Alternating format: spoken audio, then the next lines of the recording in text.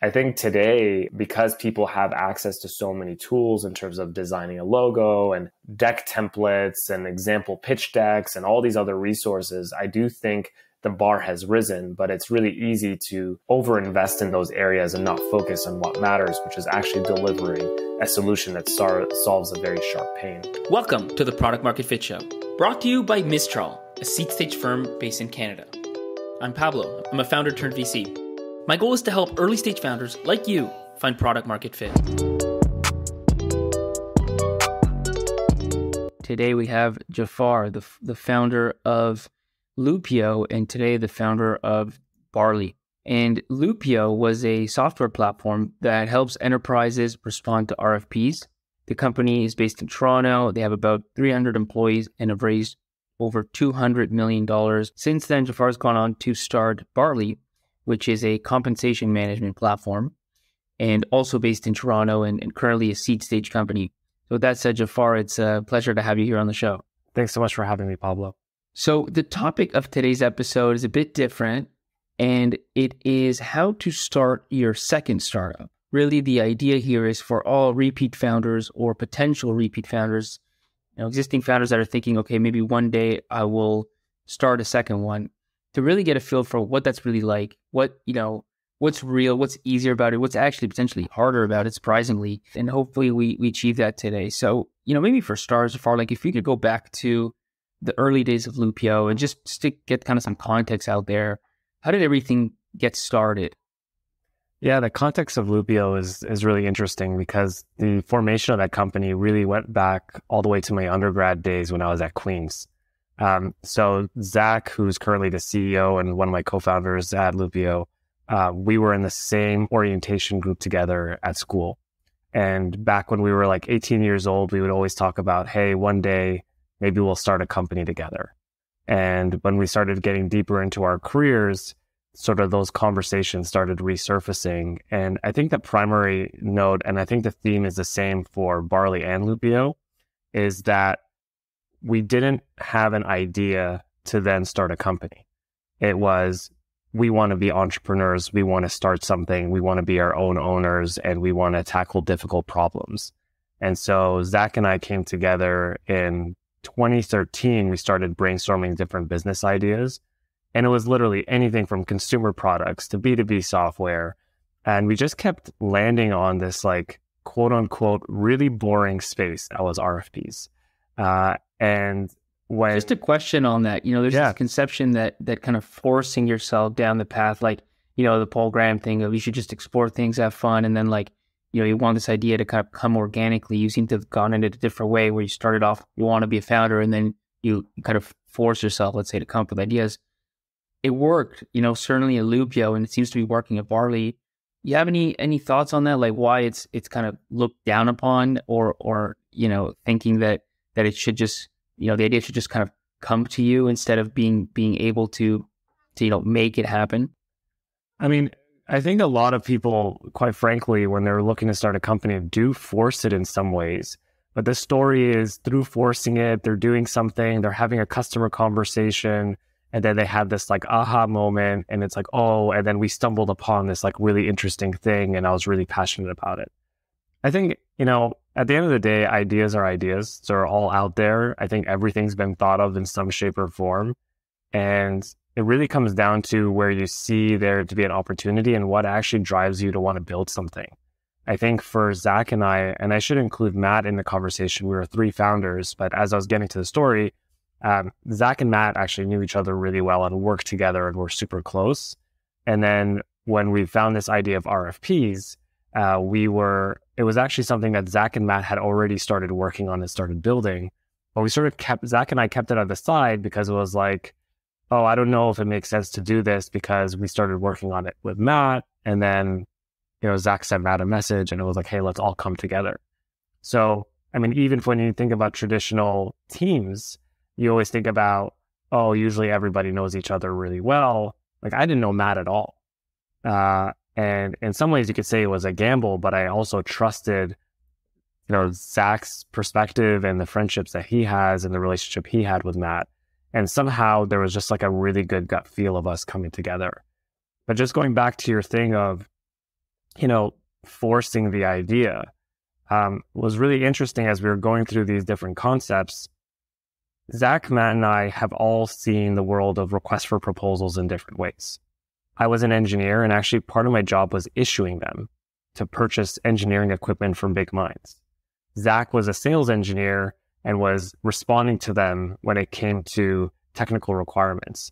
And then Matt, as an engineering manager and then later VP of engineering, he was the subject matter expert. So it was really cohesive from that standpoint. And then honestly, when looking up the market, it was so fragmented. There was like a bunch of RFP solutions. Like it wasn't something like no one has solved this before. It was solved. There was incumbents, legacy solutions. There was a ton of them, and none of them were really that big. And so as you can imagine, any VC conversation we had early on was like, there's no freaking market here. Don't even bother. But as we started doing some early market research and talking to prospective customers, it was just clear to us like the pain was so sharp, and just we had this like blind confidence that just no one else knew how to do this right. What was really step one once you discovered that this was an opportunity you wanted to tackle? Yeah, so I was actually working full-time in management consulting in the US in Chicago. And I just, at one point, I knew this was the thing to do. And I was the first to leave my job. I sort of became the catalyst. And the first thing was, since I was the non-technical person, so my background is in mechanical engineering, but I went to business school and work in consulting. So I did all sort of like early selling. I was selling before we had anything. And we started getting really great interest and traction, and Zach and Matt were coding sort of part-time as they were doing their full-time jobs. And sort of there was like a trickle. Matt one day just quit, and then he ended up coming full-time. Zach was like, holy crap, I guess I got to figure my stuff out. And then Zach ended up joining. And we, as I mentioned, the initial reaction from a few VCs was that, hey, there may not necessarily be a market here. And so we didn't really need funding. We were in a certain different stage in our lives, and Zach and Matt are both amazing developers. So they were building the platform. And it was 2014. It was like a very different time, obviously, than we are today. And we just came together every single day, built, and we bootstrapped the company for the first 4 years or so, and got to a few million in ARR, had 30 employees at that point in time. And through the traction and customers that we had in the market, like some of our customers included Slack and DocuSign and Dropbox. Actually, a ton of VCs started to sort of hear their own portfolio companies using the Loopio platform.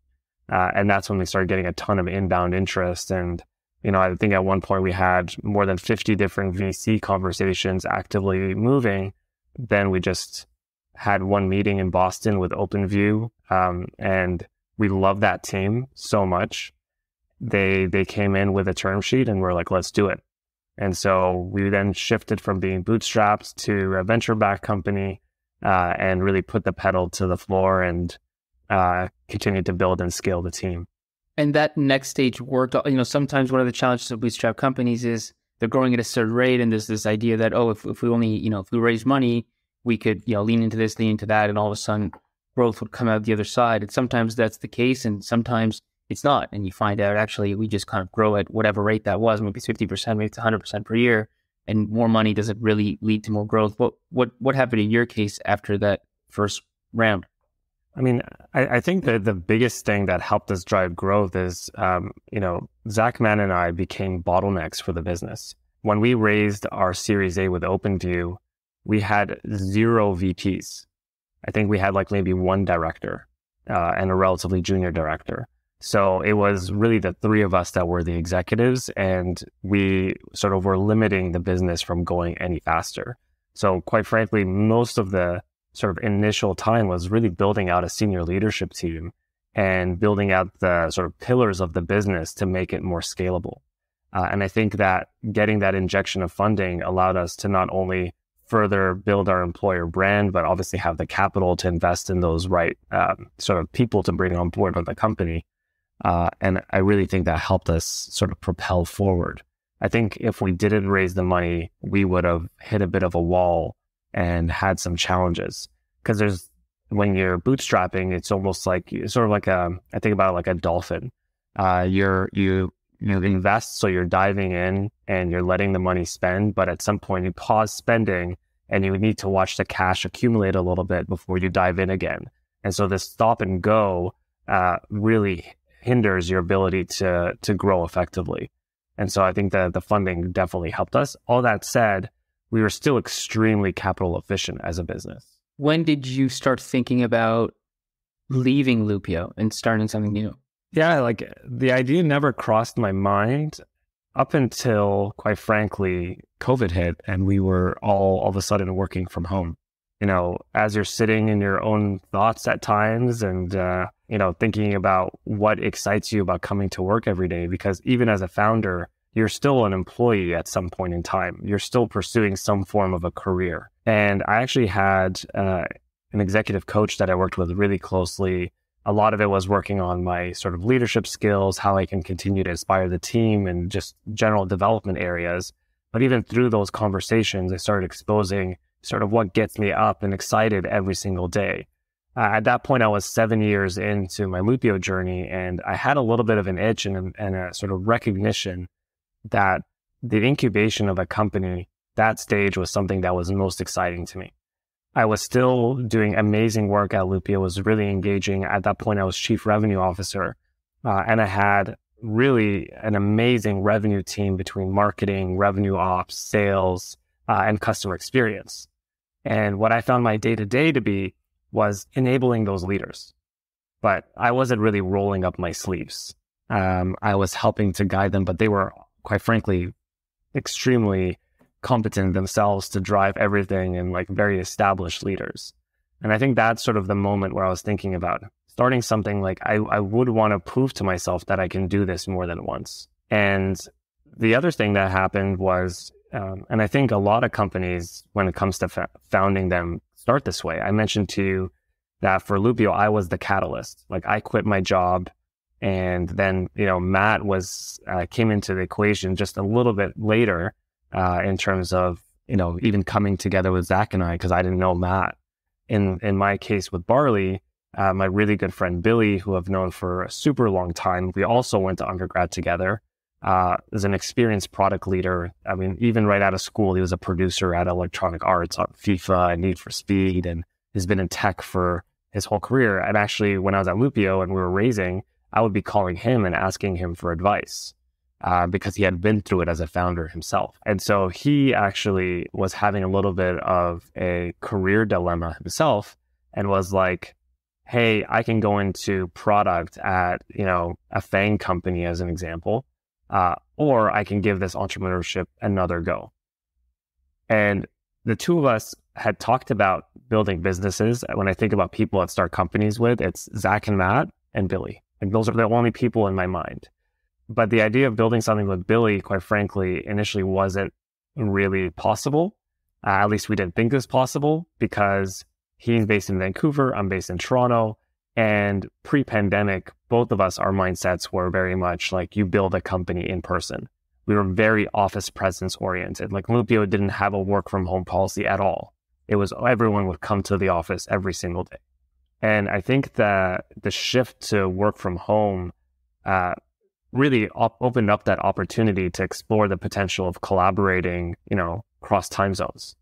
And then we just started exploring ideas and seeing what it would be like to build a business together. And although we'd known each other for so long, we went through the co-founding sort of dating exercise from scratch.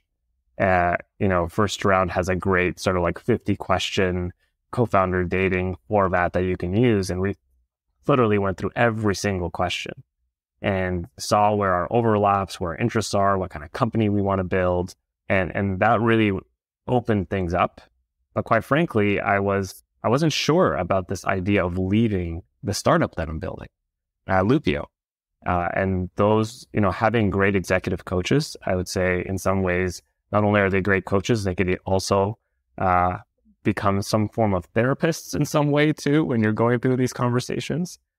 But I was really challenged by my executive coach. I should say coaches, because at the point when I was making my decision, I was moving from one coach to another, and I actually had an overlap.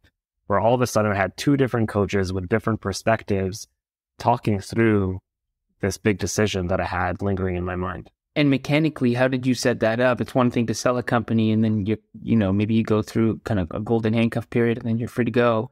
In your case, Loopio is still operating. How did you handle that transition?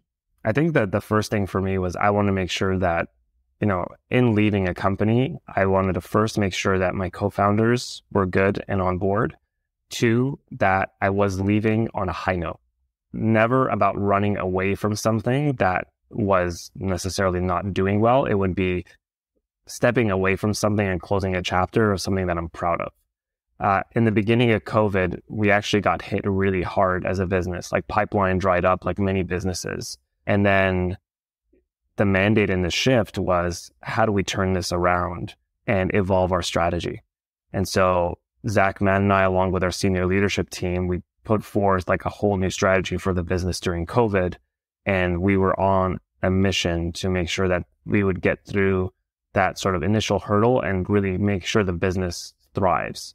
And I'll fast forward to that in a little bit in terms of what ended up happening with that strategy. But the first thing for me was having a conversation with my co-founders. So Zach, Matt, and I would do like a co-founder retreat every once in a while. And we ended up doing a virtual one and outlined a bunch of topics. And, Zach always does a great job of leading those kinds of initiatives.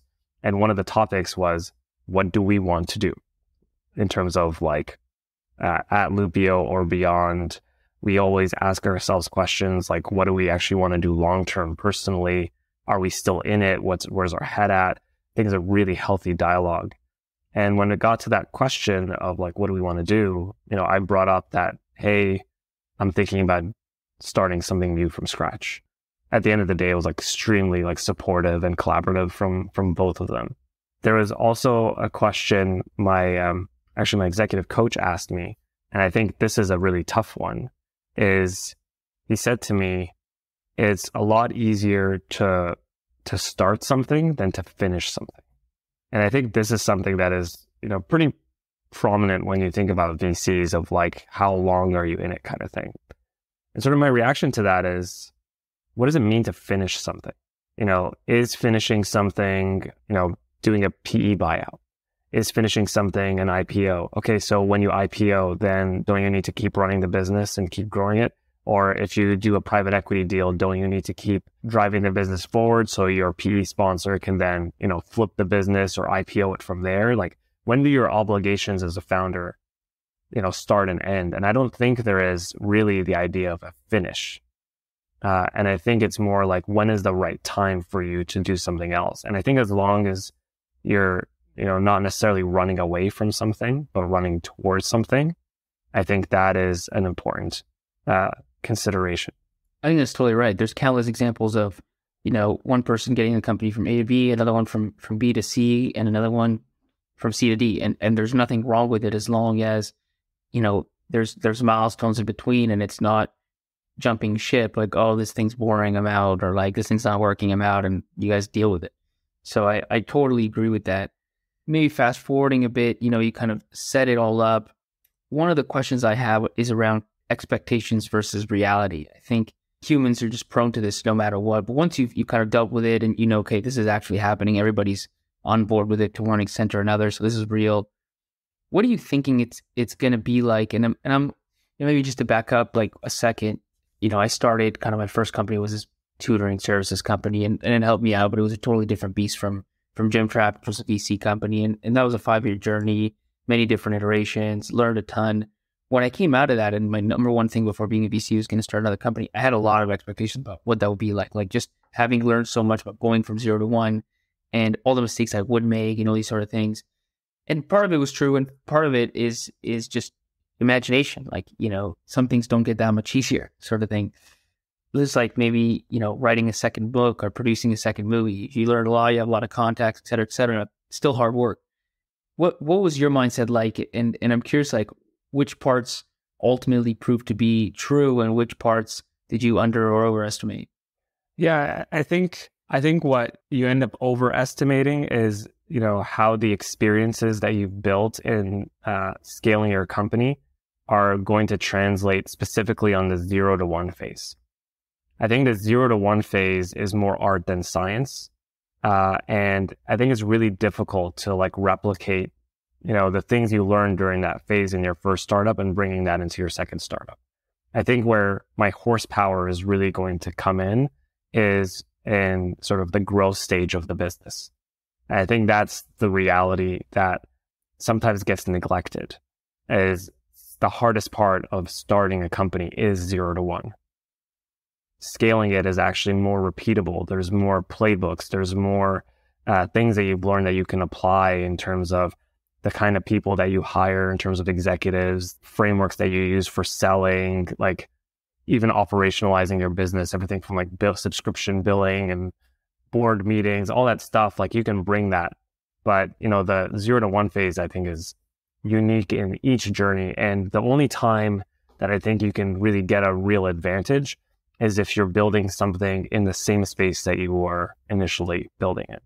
And, I think when you look at, you mentioned like writing a story or making a movie as an example, I think a lot of second-time founders will do what I'd consider like a sequel.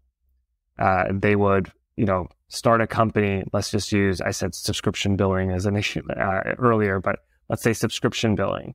They'll start a subscription billing platform. They may exit that company. And then from there, they've learned so much in that space and the mistakes they made when they first formed that business. And then they'll start another subscription billing platform or something that's like pretty close to what they did before. And people that may have worked at companies and built a ton of domain expertise and then sort of like doing a jumping off point. I think in my case, I'm not building a sequel. It's not another version of an RFP software that's competing with Loopio. It's a completely different space. So I'm writing a whole new novel in a completely different category with different characters and different storyline. And, it is more difficult to do that from 0 to 1. What is it like from your perspective? What's the objective? What are you trying to accomplish in 0 to 1? And what about that objective makes it so hard, so unique, so much more art than science? Yeah, I think the 0 to 1 is first identifying that first MVP that you're going to be building. And many companies don't get that first MVP right.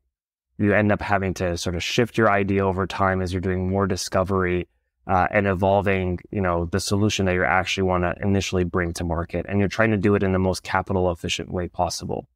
I'd say for Loopio, the pain point was extremely clear.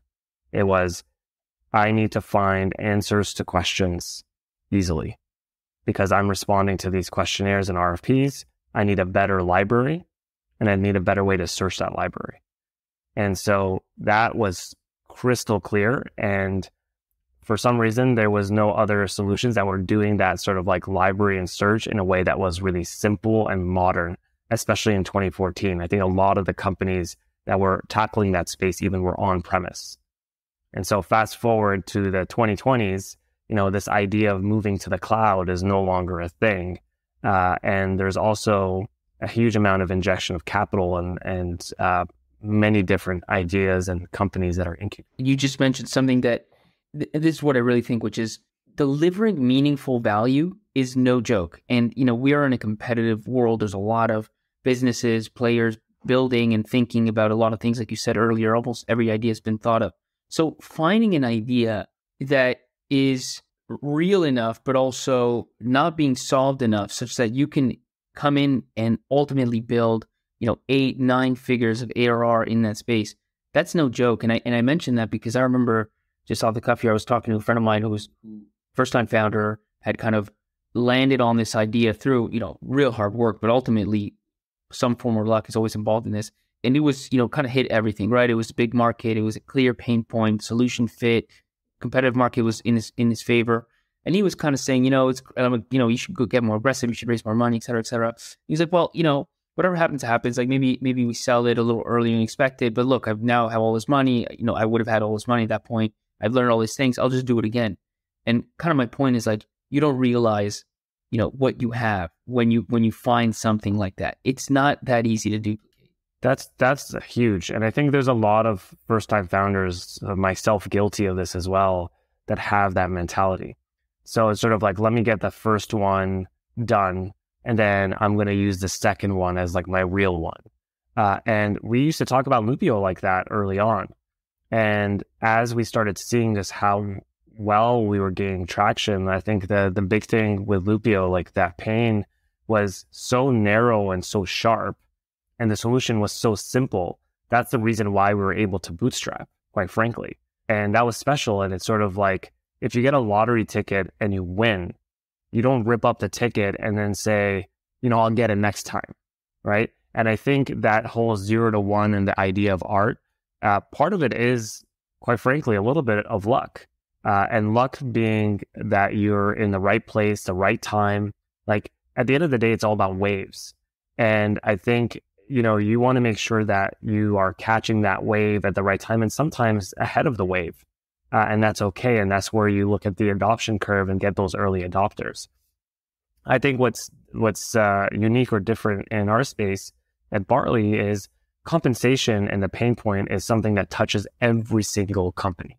With the pandemic, the pain points of compensation have really risen with things like pay transparency legislation, remote work, and people trying to figure out location-based pay equity legislation as well. That's actually caused a lot of attention in this space. But when you think about compensation, it's relatively broad.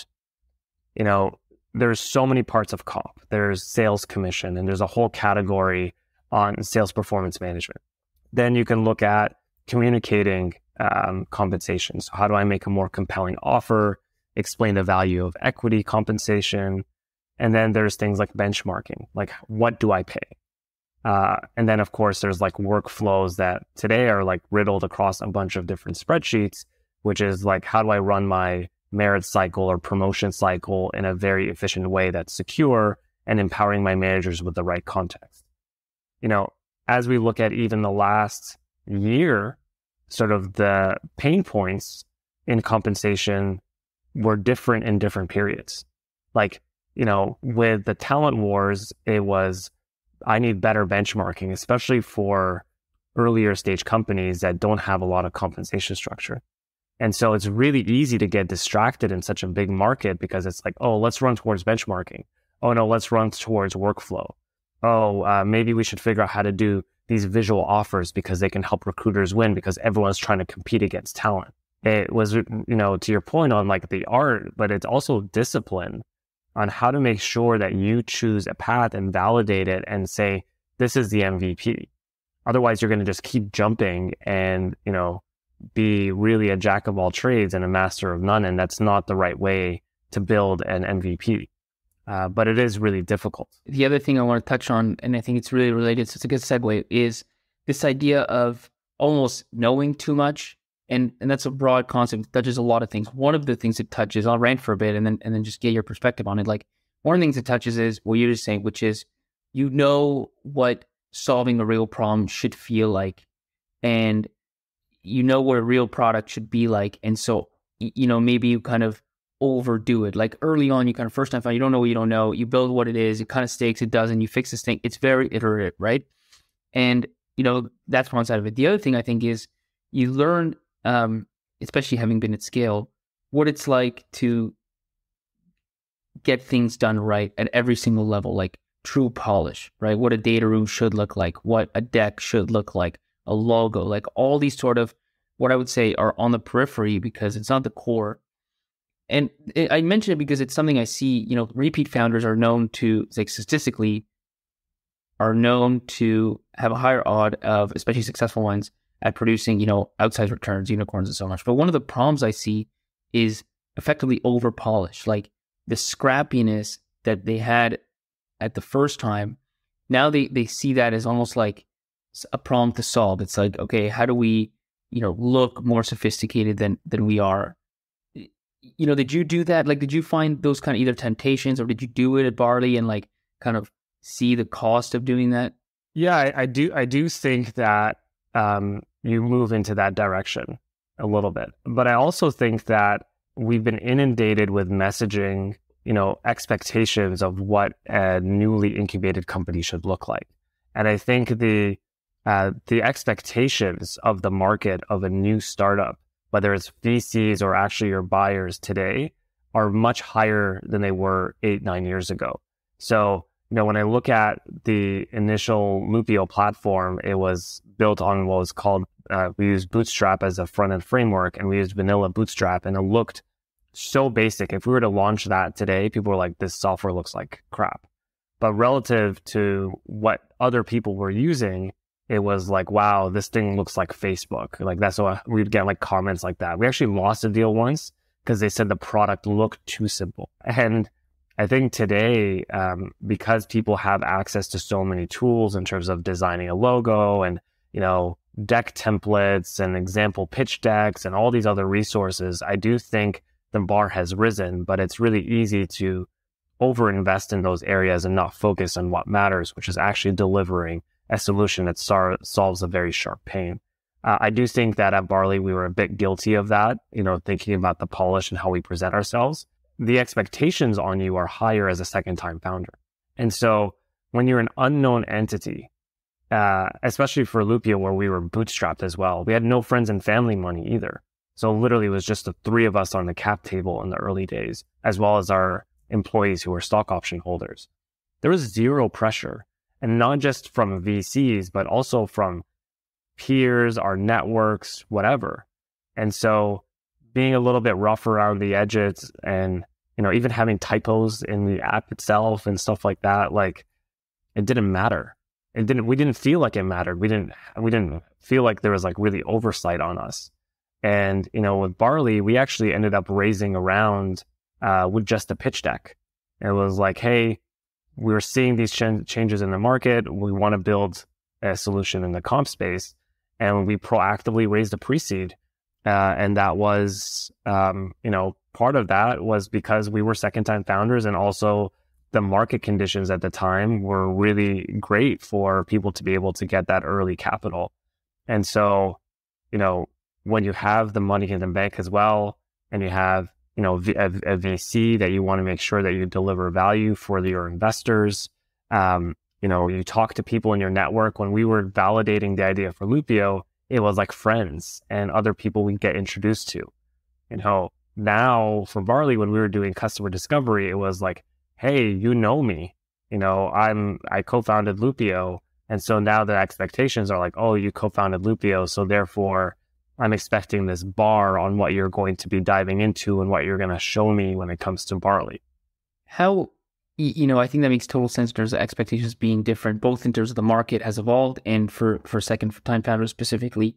But how do you keep the scrappiness that is endemic to first-time founders? Because there is no alternative. I was speaking to a first-time founder the other day who said, when I was starting the startup, I got into a car accident and I didn't even have time to chase the insurance, for the other driver, because I just had to get my product out and shipped. And but I'm happy I did that, right? That kind of idea that I think when you're fighting for survival, so to speak, you're bootstrapped. It's just, well, this is the only thing. These are the list of things that get done. And these are the only 2 things that we're going to do because we don't have time for all of this stuff. And all of a sudden, you out of the gate, you have a few $1 million. What's the upside is you have a few $1 million, obviously awesome. But like, how do you keep that scrappiness that I think is so important early on? Yeah, I think a lot of it comes down to sort of like your DNA and how you build a company. For me, something that I think is really unique is that I have this like DNA of being a bootstrap founder. And so I think a lot about efficiency, how I run my operating model, how I think about growth, how I think about, dollar spent versus dollar out, both in like investments in ops and also on go-to-market, also on product. And so, I think that's something that is really healthy to have. And quite frankly, what ends up being really also helpful is Billy ends up being my counterpart who challenges me on that. Because, if you go a little bit too scrappy when you have money in the bank, it's also not healthy. So, I think to this idea of like survival, I think it's this like survival instinct is really healthy when you're an early stage founder who's just trying to get to their first round of funding. Like you need that hustle. You need to prove yourself. And, every minute counts, every dollar you spend counts. And I think that's important. But at the same time, you shouldn't undermine the benefits of being a second-time founder and the benefits of having money in the bank so that you can put money to work. In some ways may not be as efficient, but are going to help you get to market faster or build a better product or attract a better team. And so you need to take advantage of those benefits that you have as well and not put it in your mind that you need to be like a first-time founder. You have to think about how you're going to run your business differently. And I think there's a lot that's like sensationalized about the first-time founder and the story and the struggle and, oh, I got in a car accident, I couldn't pay my insurance, but I got my product out. And, people love those stories. I think they're amazing. And it just shows the grit and hustle that people have. But that doesn't have to be the case. So if you have advantages in being a second-time founder, leverage those advantages and think about how you can reallocate that time that you didn't have before and, invest it in other areas where you can provide more lift. And so I think that to me is what's critical. I think that makes total sense. Let me ask one more question and then the final one, which we always end with. I was speaking with another founder as well, also a second-time founder, and what he remarked on was the first time around, you and I think it's the same as Loopio. You don't worry about market size specifically, right? Like you go out, you find a product, it's interesting enough, you start building it. And in fact, you mentioned with Loopio, VCs told you it was too small, niche, these sort of things, not exciting enough. But you're like, well, people pay me, so I'm going to do it. and it turned out, everybody else was wrong.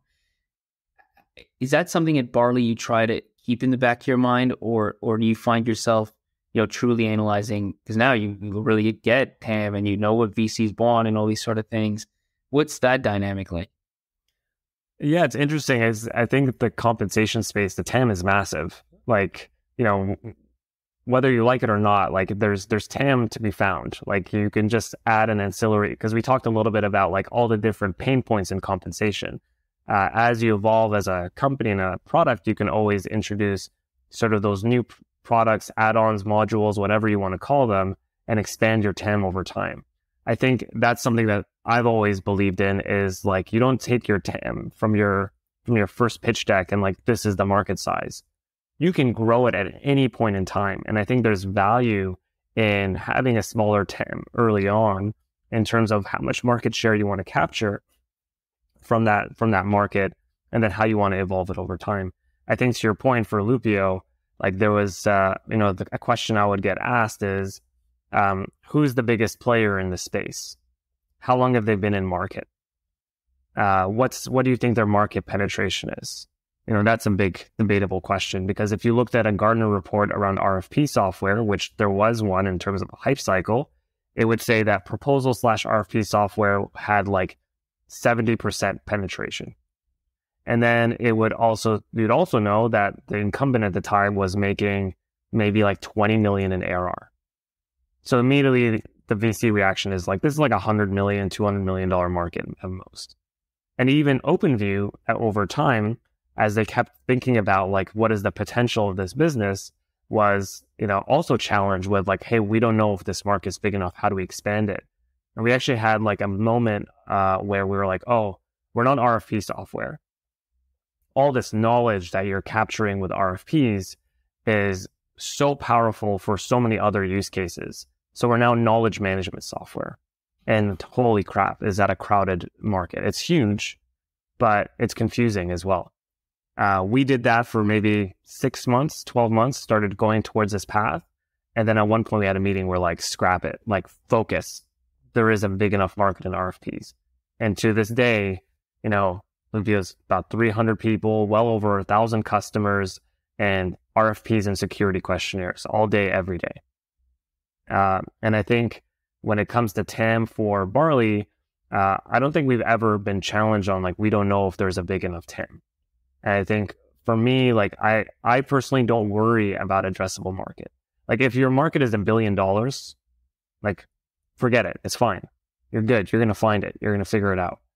I think like, especially in the early days, it's like, who cares? Like even, quite frankly, even if the initial market was $100 million, Who cares? I need to start off by getting 1 million in ARR.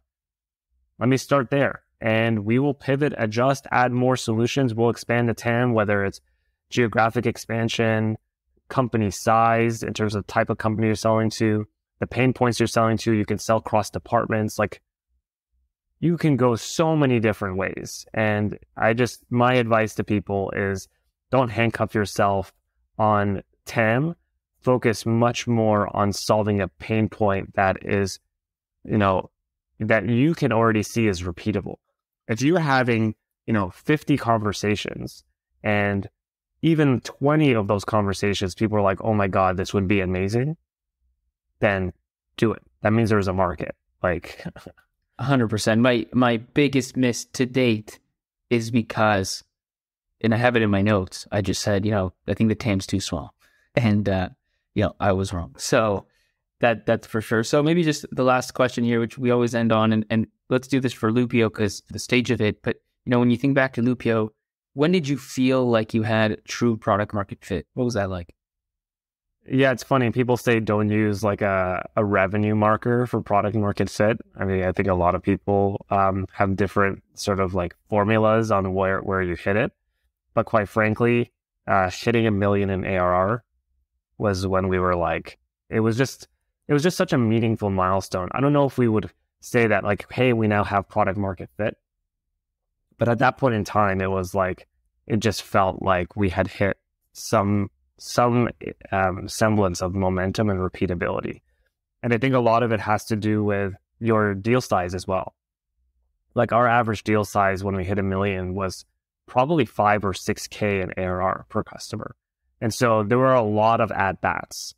And I think that's when we were just like, we really, really got something here. We have an opportunity to double down. But I feel like we probably had product market fit before that even.